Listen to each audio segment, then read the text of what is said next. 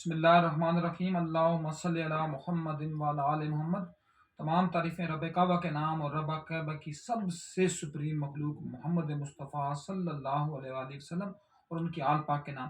اور بدمی صاحب، اسی محمد اور آل محمد کے صدقے میں تھوڑی سی ڈسکس کرنا چاہوں گا ایک سیاسیات کا ادنا سا طالب علم ہونے کے ناطے، انٹرنیشنل ریلیشن کو مطلب اس کا ایک کام کاری ہونے کے ناطے، کہ ہمارا یہ جو ملک ہے، اس ملک میں جو ایک کلمے کے نام پر بنا، جو ایک فلائی ریاست کے نام پر بنا، جو ایک جس کو کہتے ہیں کہ ایک ریفارمر اسٹیٹ ہونے کے ناطے بنا، لیکن اس میں بعض ناقابل اندیشوں کی پری پلاننگ کے نتیجے میں مطلب ہم اس طرح کے لیول پہنچ گئے کہ ہم ڈکلائن کے فیز میں بار بار جا رہے ہیں۔ اس میں میرے نزدیک تین نظام ہیں، تین سسٹم ہیں جنہوں نے ہماری جڑوں کو کھوکھلا کیا، جنہوں نے اس ملک کے سپریم کلاس کا مطلب، میرا کہنے کا مطلب وہ جو اس ملک کے ساتھ مخلص لوگ تھے۔ سپریم کلاس میں میرا کہنے کا مطلب وہ کوئی یہ نہیں ہے کہ جج جرنیل ہوں گے۔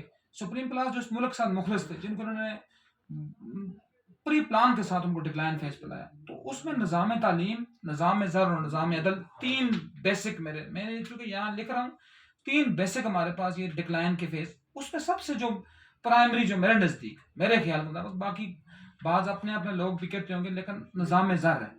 کیونکہ جب مالک الملک قرآن حکیم فرقان مجید میں جو لا ریب کتاب ہے، الف لام میم ذالک الکتاب لا ریب فیہ، جس میں شک کی کوئی گنجائش نہیں، اس میں مالک اگر سورہ بقرہ میں ڈائریکٹلی فرماتا ہے کہ جو سود ہے وہ اللہ سے جنگ کرنی ہے، اللہ اور اس کے رسول کے ساتھ۔ جب بندہ اللہ اور اس کے رسول سے جنگ کرے گا تو وہ جنگ یقیناً اس میں کامیابی کسی کو ہو نہیں سکتی۔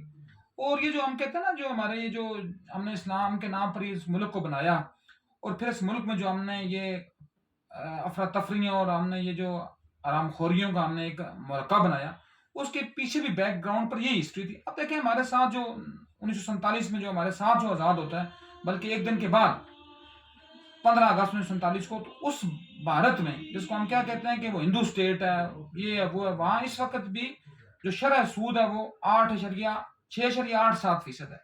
اور ہمارے اس اسلامی جمہوریہ میں جو جس کو ہم اسلامی جمہوریہ پاکستان کہتے ہیں، اسی سود کی شرح 17% سے اوپر ہو چکی ہے۔ تو پھر ہم بتائیں کہ ہم کس لیول پر جا رہے ہیں۔ اور پھر یہ اس کے اوپر ایک آتا ہے، دوسرا آتا ہے، تیسرا آتا ہے، وہ کہتے ہیں جی کہ ہم معیشت کو یہ کر لیں گے، ہم معیشت کو ٹھیک کر لیں گے، ہم معیشت کو سیدھا کر لیں گے، یہ معیشت اللہ کے حوالے ہے۔ تو اللہ کے حوالے کون سی معیشت آ گئی؟ ہم یہ کہتے ہیں جی کہ دیکھیں، میں تھوڑی سی ایک مثال سے سمجھانا چاہوں گا۔ ایک ہے مغربی معیشت اور ایک ہے ہماری اسلامی معیشت۔ دو باتوں میں وہ ڈفر کرتی ہے، دو باتوں کے اوپر۔ مغربی معیشت کیا کہتے ہیں کہ ہمیشہ اپنے سے اوپر والے کو دیکھو، جبکہ ہمارا اسلام کہتا ہے، جو اسلامک پرنسپل آف اکانومی ہے، وہ کہتا ہے کہ اپنے سے نیچے والے کو دیکھو۔ اس کا سب سے بڑا جو میرے آقا مولا کائنات 6 نے پوچھا کہ اس کی لاجک، اس کی حکمت کیا ہے، مطلب آپ سے نیچے والے کو دیکھنے کی، تو اس میں نیچے والے کو دیکھنے کی حکمت یہ ہے کہ آپ میں خود بخود سیلف کانفیڈنس آپ میں ڈیولپ ہوتا ہے۔ فرض کیا ایک بندہ فراری والا جو بیٹھے والا بندہ ہے، وہ اگر فرض کیا لینڈ کروزر کو دیکھے گا تو اس میں خود بخود جس کو کہتے ہیں سیلف سیٹسفیکشن پیدا ہوگی کہ میرے پاس اللہ نے یہ گاڑی دی ہوئی ہے۔ ایک بندہ عام بندہ ہے، جس طرح میرے جیسا کوئی بندہ، فرض کیا اگر مہران گاڑی ہے، تو اگر بندہ موٹر سائیکل والے کو دیکھے تو اس کے پاس خود بخود یہ سیلف سیٹسفیکشن ہو جائے گی کہ میرے پاس کم از کم مہران تو ہے۔ جو موٹر سائیکل والا ہے وہ اس بندے کو دیکھے جو پیدل چل رہا ہے، پیدل چلنے والا بندہ اس کو دیکھے کہ میرے پاس تو الحمدللہ چلنے کے لیے پاؤں تو ہے نا۔ بعض تو ایسے لوگ ہیں جن کو اللہ نے مطلب پاؤں کی نعمت سے بھی اللہ نے ان کو مطلب کسی وجہ سے ان کو اللہ نے اپنے پاس لے لیا ہوا اس نعمت کو۔ تو کہنے کی دوسری بات یہ کہ جو اسلام ہے، جو مغرب ہے، وہ کہتا ہے کہ آپ کے جو وسائل ہیں، آپ کے وسائل جو ہیں محدود ہیں اور آپ کی خواہشات لامحدود ہیں، جبکہ میرا مالک قرآن حکیم کی سورہ زمر میں فرماتا ہے کہ آپ کی خواہشات تو ہیں ہی کچھ نہیں، آپ کی خواہشات تو محدود ہیں، آپ کے وسائل لامحدود ہیں۔ وسائل لامحدود میں سمپل سی بات ہے کہ اگر آج سے ہم 100 سال پہلے کی بات کریں، یہ جو پٹرول ہے اس کی کوئی ویلیو نہیں تھی، پٹرول کا کچھ جس کو کہتے ہیں اس کا کوئی مصرف نہیں تھا۔ تو اس لیے ہمیں اس ڈائریکشن پر سوچنا چاہیے۔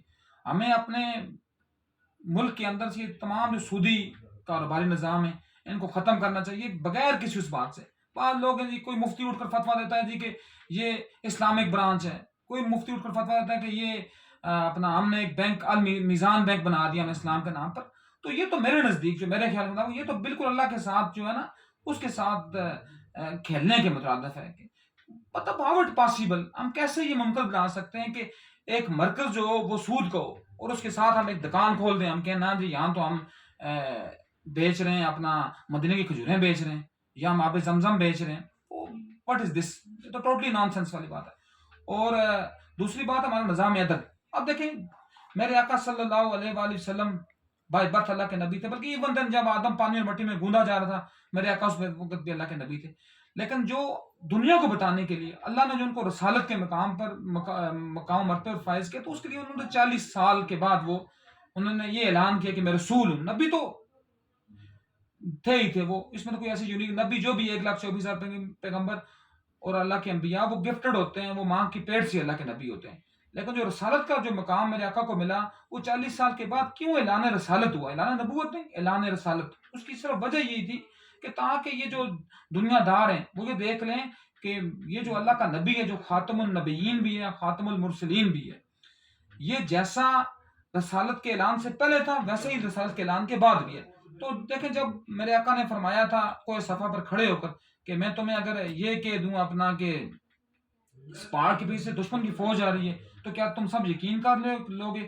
تو سب نے بیک زبان ہو کر یہ جواب دیا تھا کہ ہم سارے صرف یقین نہیں کریں گے بلکہ ہم عین الیقین، ہو الیقین اور حق الیقین کے لیول کے اوپر ہم یقین کریں، ہم سمجھ لیں گے فوج بھی آ رہی سب. کیوں کہنے کی میری صرف بات یہاں یہ لانے کی بات تھی کہ سرکار کی امانت اور دیانت کی بات تھی، اور امانت کی بات میں دنیا کا تمام بینکنگ نظام امانت کے اندر آتا ہے. تو اگر ہم مسلمان اس صرف ایک میرے آقا صلی اللہ علیہ وآلہ وسلم کی صرف ایک صفت کو اگر ہم اپنا لیں، امانت کو، تو یہ سارا نظام جو ہمارے قدموں کے نیچے ہوگا. اور یہ جو جس کو ہم نے میرے خیال کے مطابق اب یہ تھوڑی سی مذاق کی بات ہوتی ہے، جس میں تصویاں ڈال کر ہم نے یہ جو ہم نے ٹانکے لگائے ہوئے نا سود کے نظام کے ٹانکے، یہ ٹانکے جب ہم ختم کریں گے آٹومیٹکلی ہمارے پاس سیلف سیٹسفیکشن آ جائے گی. اس لیے کسی نے کہا نا، میرے آقا صلی اللہ علیہ وسلم سے کسی نے پوچھا کہ دعا کیسے کریں، انہوں نے کہا کثرت کی دعا کبھی نہ کریں، ہمیشہ برکت کی دعا کریں. وہ جب کثرت ہوگی نا، کثرت کے ساتھ آزمائش بھی ہوگی، کثرت کے ساتھ آپ کے مسائل بھی ہوں گے،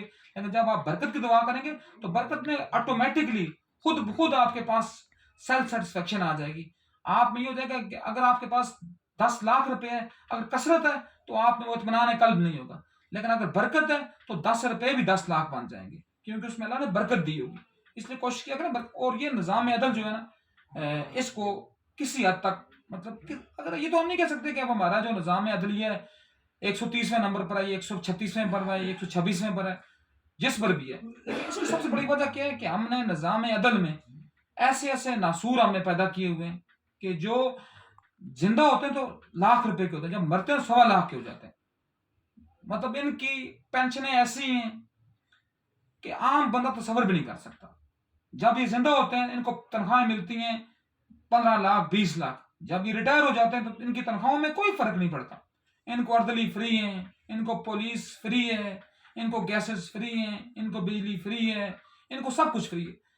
اگر ہم صرف اس ایک عنصر کے اوپر چیک اینڈ بیلنس کر دیں، اگر ہم یہ ججوں اور جرنیلوں کی مراحت واپس لے لیں تو میرے نزدیک پاکستان کو کسی چیز کی ضرورت ہی نہیں پڑے گی. نہ IMF کے پاس جانے کی ضرورت پڑے گی، نہ یہ سیاسی دنگلوں کی ضرورت پڑے گی.